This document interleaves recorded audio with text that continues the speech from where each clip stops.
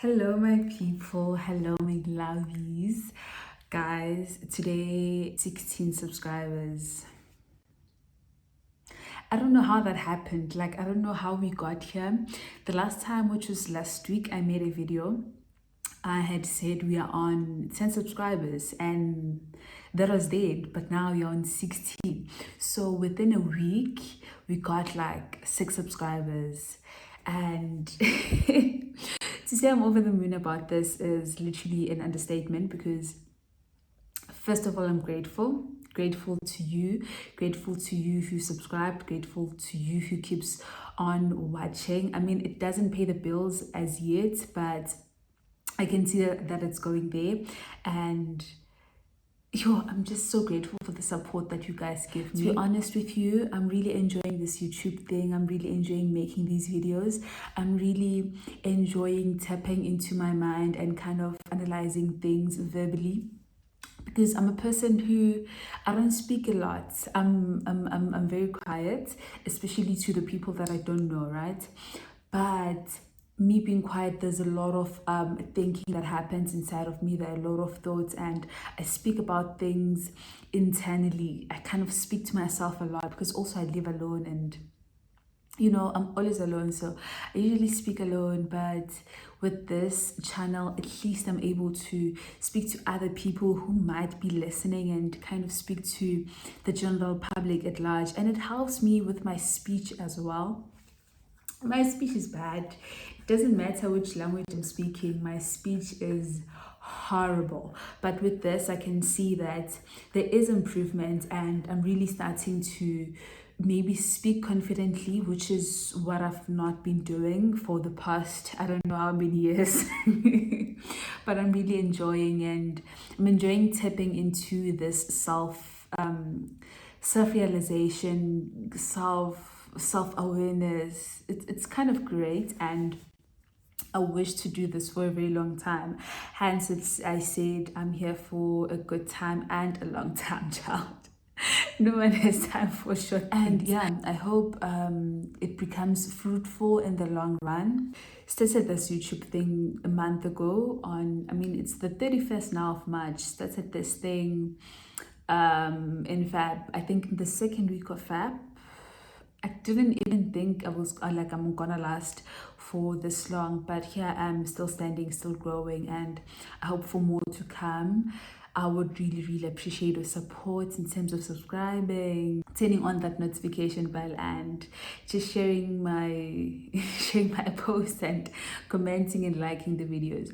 Really appreciate what you guys do for me, and I promise to always deliver as a promise. Now today we are speaking about the rising petrol prices that we are experiencing here in South Africa. I mean, there's a ongoing war. I don't know how far it is right now. It has been a while since I've researched about the war happening there. I remember a lot of people saying, no, this does not affect us. Why should we be involved? Why should we talk about this? Why should we give it airtime? But the reason I'm doing this video is the reason why we should have gave this airtime when we were supposed to. As a result of the war, petrol prices are rising, and it's starting to affect us now as South Africans. We're starting to feel the need for us to have engaged in those conversations, even though we didn't want to. I mean, yes, it's war, and I understand maybe you don't want to say a lot. I understand maybe you don't want to come up as supporting the other side instead of the other side. I mean, I understand the controversy behind it, but such issues are issues that affect us economically, even if you might think they do not affect you maybe on a personal level, but economically, you live in South Africa, you live in a country, and such issues do affect the pocket that you put the food on the table. South Africa has came out in the past week saying actually the petrol that we use here, the petrol that we import into our country, is actually not from where the war is going on, and it is from Africa. fine, it's from Africa, so you're hoping it's not going to affect us that much, right? Right, that's what I was thinking as well. But again, now things are changing, because as of tomorrow, the 1st of April, things are moving. Things are moving up, and petrol is becoming a lot. I heard Uguti petrol is going up by 3 rand something cents, and diesel is going up by 7 rand something cents. I mean, I'm not a car driver. I don't pour petrol. I've never poured petrol in my life. I don't know. I don't even know how it feels like to pour petrol, but I use transport to and from work. I use transport to go to the mall. I use transport to go literally everywhere where I need to go, right? So it does affect me as a consumer. It does affect me as someone who buys. It does affect me as someone who's economically active. It does affect me as someone who lives in South Africa and buys from South Africa and consumes from South Africa. I mean, if petrol rises up, then everything literally rises up, because remember, we buy things from stores. It's not everything that we buy online. I mean, we've been privileged enough to have online stores, but petrol can even affect our online shopping, because at the end of the day, who delivers those things to us?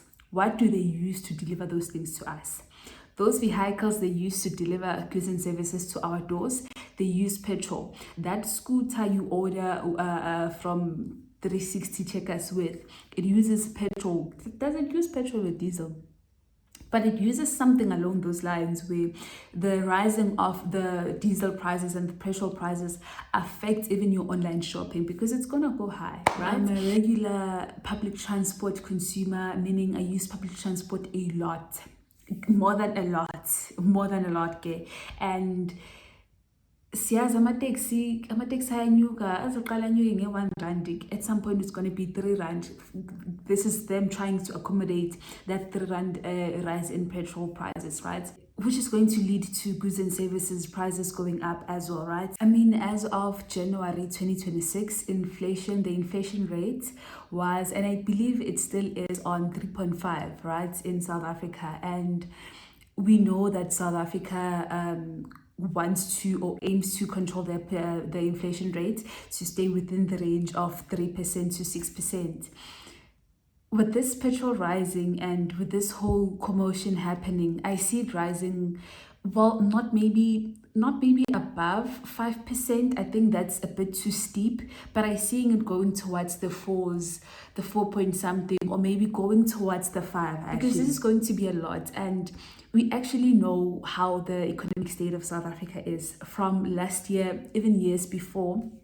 I mean, after lockdown, actually, let me say after lockdown, a lot of people have been complaining about affording goods and services, because prices keep going up, whereas income stays on the same level. I've heard a lot of people here on social media especially saying that they had to move from their cities, they had to move from Durban, they had to move from Johannesburg to go back home and stay at home, because what they were working for was just rent and food, which didn't make sense.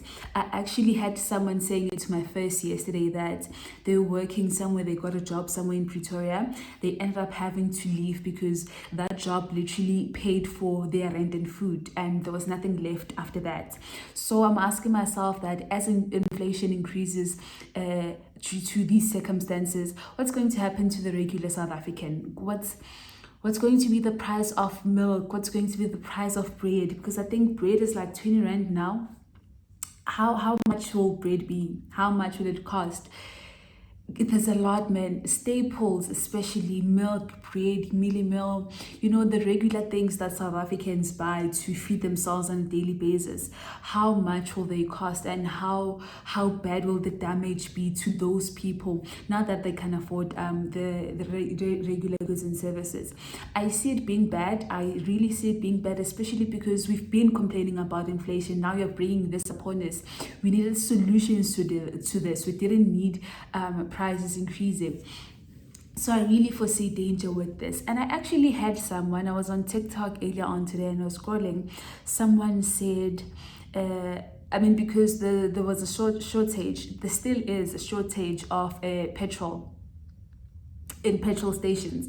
Other petrol stations are even closed as of today because they are saying they are short or they are low on petrol and they have nothing to sell.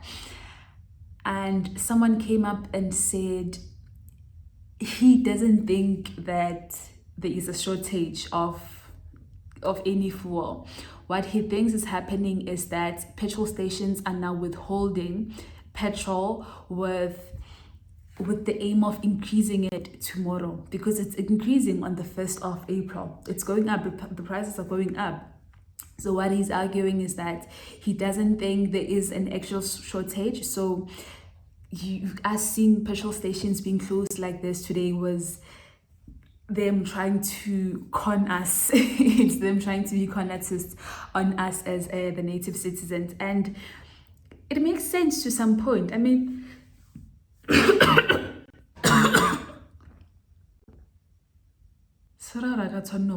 petrol station. Oh, but as I was saying, I mean, as much as the petrol industry is not like a monopoly of some sort, they do agree on prices and they do agree on I don't even think them agreeing on prices is them agreeing on prices. I mean, it's the price that is set by the government. I think I might be wrong on that, but I do think that petrol prices are set by the government. But as much as it's not a monopoly, they can sit down and agree on how to do things, agree on how to make more money for them, because this will make more money for them. Them withholding the petrol that they have now and saying, no, you're only going to sell fuel as of the 1st of April when it increases. I mean, they haven't said it publicly. It's just speculations and these are allegations. It's something that I heard online. But it does make actual sense to for them to withhold the little that they have and say we're only going to release it once prices are rising up, because they charged based on the set prices, so they do not have permission, or they don't have the legalities to change the prices themselves. So if the prices are changing in the foreseeable future, why can we not store the little that we have so that we can sell it at a higher price in the future and make more profit than we could have been making now? Business-wise, it makes sense, but I know that it doesn't make sense for us who are actual consumers of that fuel and who need it to run our day-to-day lives. So the kind of question that I have for you and myself today is how is the future of the economy of South Africa looking like? I mean, people are already complaining as is about the prices of goods and services. But now that the 1st is coming tomorrow and that we are going to be experiencing the changes in prices of transport and prices of goods and services, what's going to then happen to us? Are we going to see more people leaving the cities and going back to their villages and living of crops and slaughtered meats there? Are we going to see more people quitting their jobs because they can't afford their day-to-day lives? Are we going to see more people maybe protesting against this? Are we going to have protests on this? Are we going to have people standing up and saying we can't take this anymore? What's actually going to happen, and what does the economic future of the South African country look like as it stands? I mean, for me, I think people have always survived with what was given to them. And I think people can push more and more. But it comes to a point, man. It comes to a point, because if inflation keeps rising and salaries and wages are not, then what do you want me to do? What do you want me to do? We can't all leave the cities and go flog the villages. Who's going to run the economy? Because I do believe that the great part of the economy is in the cities. So if we just leave our jobs because we can't afford to live, is it going to push our employers to increase our salaries and wages? Is the minimum wage going to increase? I don't know, man. I don't know what's going to happen to us, but I do want us to kind of discuss this. And see you on the next one. Peace.